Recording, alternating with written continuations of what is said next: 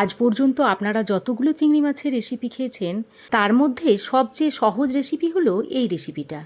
আর এটা তৈরি করতেও খুবই কম সময় লাগে। নমস্কার বন্ধুরা, তিয়াসাস রেসিপিতে সকলকে স্বাগত জানাই। আজ আমি আপনাদের সামনে একটা দুর্দান্ত স্বাদের দই চিংড়ি রেসিপি নিয়ে হাজির হয়েছি। খেতে অত্যন্ত সুস্বাদু হয় আর খুব তাড়াতাড়ি এটা তৈরি হয়ে যায়।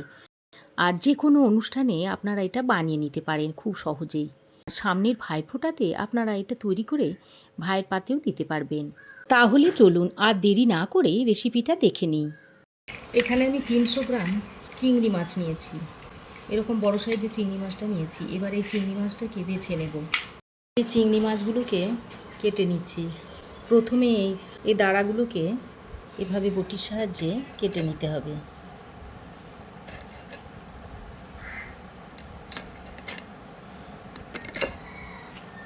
দেখুন এইভাবে কেটে নিয়েছি। তারপরে খোলাগুলোকে ছাড়িয়ে নিতে হবে।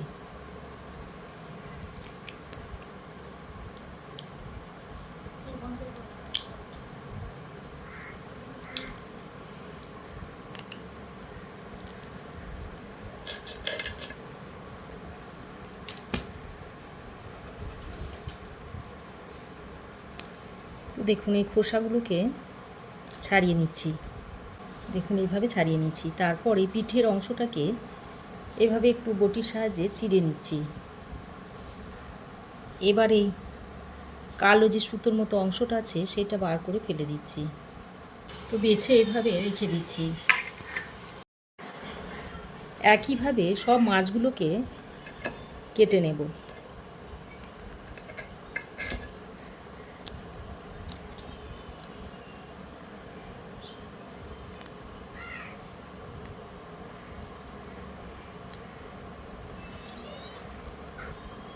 আবারও পিঠের অংশটা এভাবে চিড়ে নিচ্ছি। তারপরে যে সরু সুতোর মতো অংশ রয়েছে এটাকে টেনে বার করে ফেলে দিতে হবে। এভাবে সব চিংড়ি মাছগুলোকে আগে বেছে নেব। তো দেখুন মাছগুলো বেছে ভালো করে পরিষ্কার করে ধুয়ে নিয়েছি। এবার আমি দই চিংড়ি বানানোর জন্য নিয়েছি 2টো মিডিয়াম সাইজের পেঁয়াজ কুচিয়ে নিয়েছি, একটা কাঁচা লঙ্কা নিয়েছি, এই 1 ইঞ্চ মতো আদার টুকরো নিয়েছি, আর নিয়েছি কয়েকটা রসুনের কোয়া। এবার আমি এগুলোকে বেটে নেব। তার জন্য একটা মিক্সিং জার নিয়েছি। মিক্সিং জারের মধ্যে প্রথমে পেঁয়াজটাকে দিয়ে দিচ্ছি, তারপর রসুন, আদা আর কাঁচা লঙ্কাটা দিয়ে দিলাম। এবার অল্প পরিমাণে জল দিয়ে এর একটা মিহি পেস্ট তৈরি করে নেব। তো দেখুন জল দিয়ে এরকম একটা মিহি পেস্ট তৈরি করে নিয়েছি। এবার আমি বেছে ধুয়ে রাখা মাছের মধ্যে নুন আর হলুদ মাখিয়ে নিচ্ছি।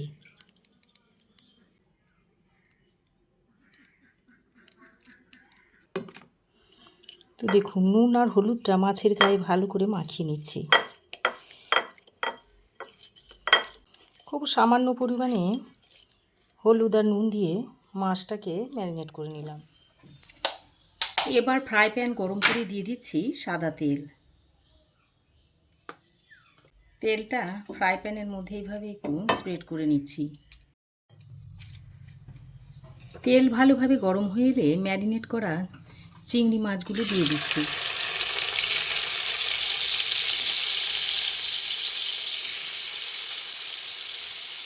তারপর চিংড়ি মাছগুলোকে উল্টে পাল্টে হালকা করে ভেজে নিতে হবে।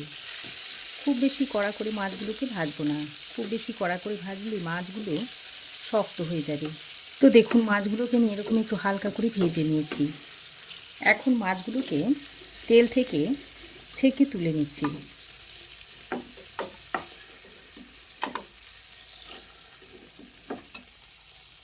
তো দেখুন মাছগুলো এইভাবে ভেজে নিয়েছি।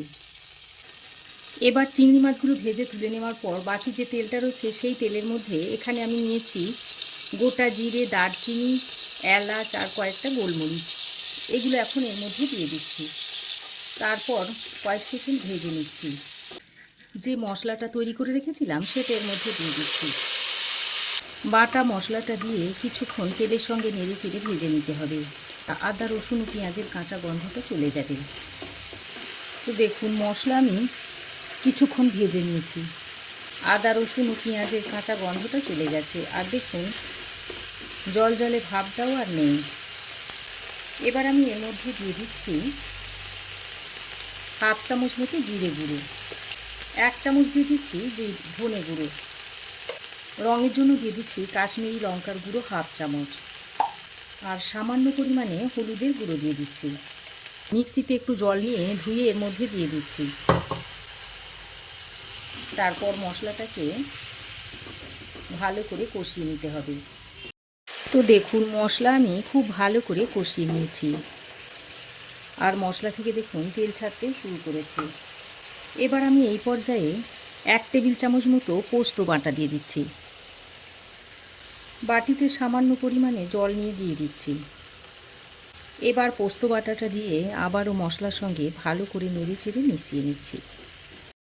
তো দেখুন পোস্ত বাটাটা দিয়ে আরও কিছুক্ষণ কষিয়ে নিয়েছি। আর আমি 100 গ্রাম মতো টক দই ভালো করে ফেটিয়ে নিয়েছি, সেটা এর মধ্যে দিয়ে দিচ্ছি। আর এই সময় গ্যাসের ফ্লেমটাকে একেবারে লোতে রেখে দিয়েছি। গ্যাসের ফ্লেমটাকে হাইতে রাখলে দইটা ফেটে যাবার ভয় থাকবে। তো দেখুন দইটা দিয়ে মশলার সঙ্গে খুব ভালো করে লো টু মিডিয়াম ফ্লেমে কষিয়ে নিতে হবে। তো দেখুন গ্যাসের ফ্লেমটাকে লো টু মিডিয়ামে করে দইটাকে আমি মশলার সঙ্গে খুব ভালো করে নেড়েচেড়ে মিশিয়ে নিয়েছি। তো দেখুন দইটা দিয়ে খুব ভালো করে কষিয়ে নিয়েছি, আর দেখুন তেল ছাড়তে শুরু করেছে। এবার এই পর্যায়ে এর মধ্যে সাদা গোলমরিচের গুঁড়ো দিয়ে দিচ্ছি, আর স্বাদের ব্যালেন্সের জন্য একটু চিনি দিয়ে দিচ্ছি। যেহেতু টক দই ব্যবহার করেছি তাই একটু চিনি দিয়ে দিলাম, আর স্বাদ মতো নুনটাও দিয়ে দিচ্ছি।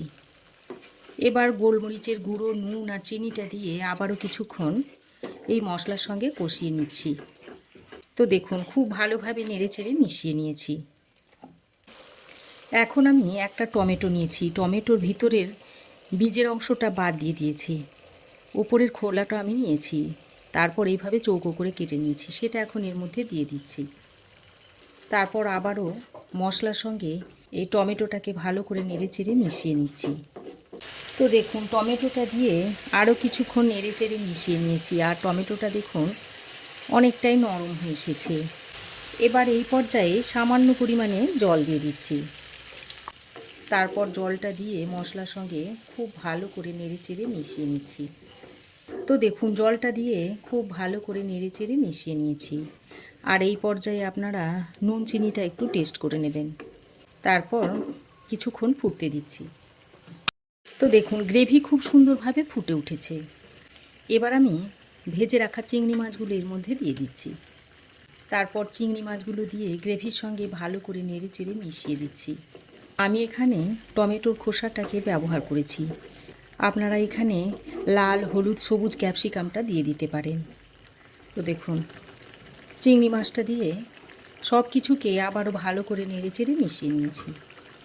এবার কিছুক্ষণ রান্না করে নেব।